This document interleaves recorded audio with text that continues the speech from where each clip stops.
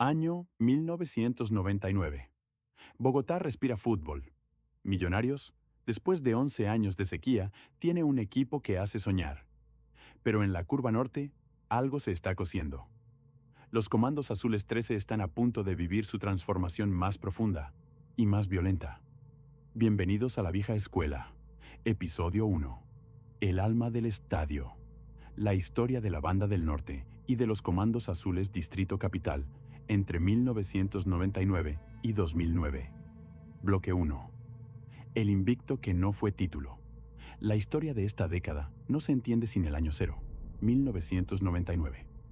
Millonarios llegaba con una racha de 11 años sin títulos, desde aquel bicampeonato de 1987 y 1988 bajo la dirección de Luis Augusto Chiqui García.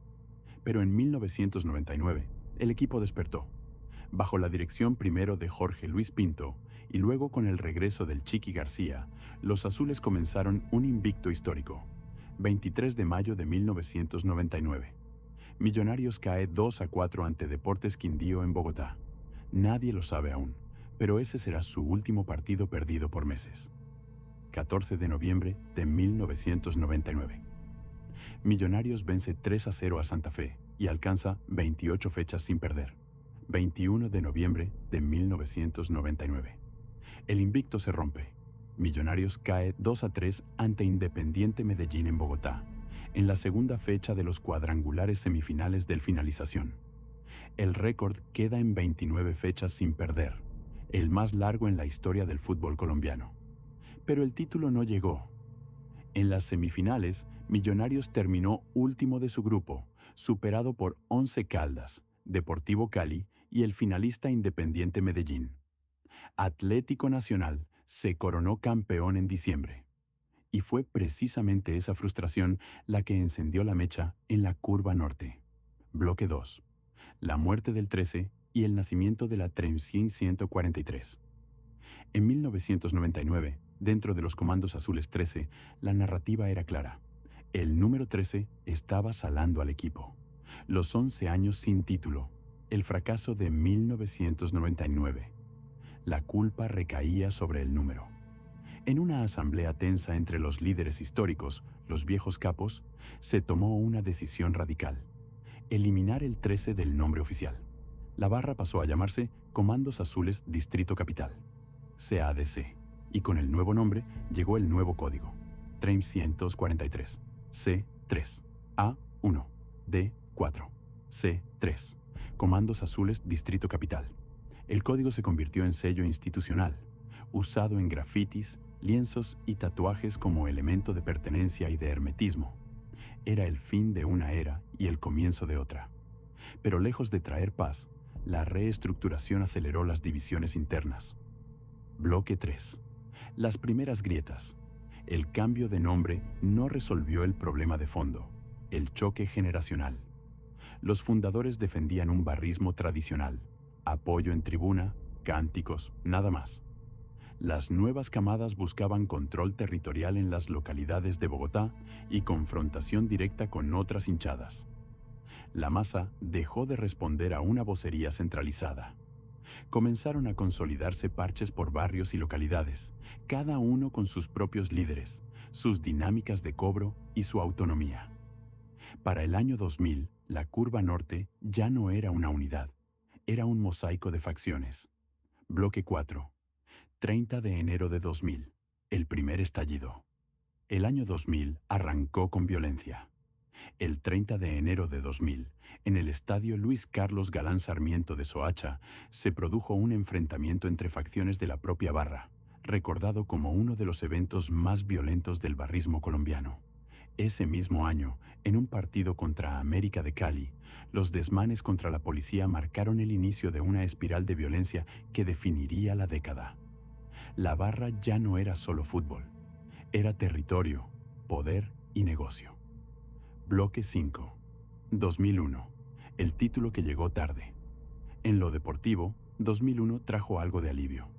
Millonarios ganó la Copa Merconorte, derrotando a Emelec en Guayaquil, en penales 3-1, tras empatar 1-1 en ambos partidos.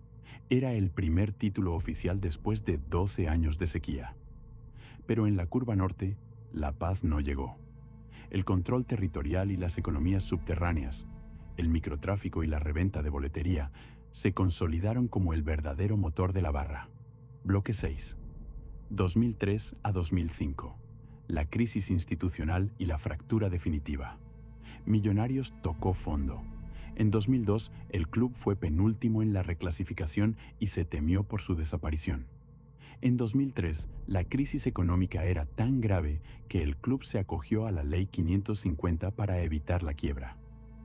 Aún así, en el finalización de 2003, Millonarios estuvo a 5 minutos de la final, pero cayó 2-3 ante Deportivo Cali en Bogotá. Fue en ese contexto de crisis que la barra se partió en dos. A partir de ese momento, los comandos azules se dividieron en dos subgrupos. Los charlados en el costado izquierdo de la tribuna norte y los anticharlados en el costado derecho. La separación definitiva se consumó en septiembre de 2005, tras una fuerte pelea interna. Ese mismo año, la violencia se cobró una víctima.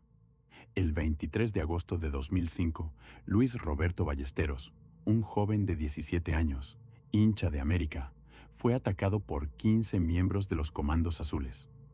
Quedó fuera de peligro, pero el mensaje era claro.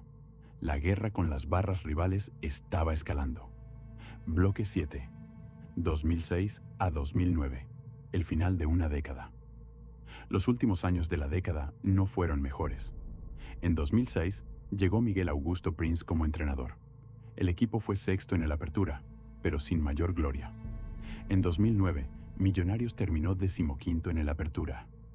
La sequía de títulos de liga seguía intacta. Mientras tanto, los comandos azules se consolidaron como una de las barras más numerosas y más violentas del país.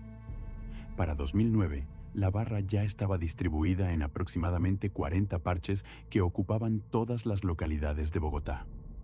La curva norte ya no era solo una tribuna, era un imperio fragmentado, gobernado por códigos, territorios y economías propias. Cierre. 1999 a 2009. Una década que comenzó con un invicto histórico y con el cambio del 13 por el Tren 143, que vio nacer los parches, la división entre charlados y anticharlados y la transformación de la pasión en negocio y en violencia. Los comandos azules ya no eran los mismos, y la curva norte nunca volvería a ser una sola. Porque cuando una hinchada deja de cantar con una sola voz, lo que queda no es una barra, son fronteras invisibles dentro de la misma tribuna. Y esas fronteras, una vez trazadas, ya nadie las borra. En el próximo episodio de La Vieja Escuela entraremos en la década siguiente, los parches, los códigos y la lucha por el poder en la curva norte después de 2009. Esto fue La Vieja Escuela. Registro nocturno. El Campín de Bogotá. Archivo 1999. Investigación basada en el archivo histórico de Millonarios, la prensa deportiva entre 1999 y 2009 y testimonios del barrismo colombiano. Nos vemos en la próxima.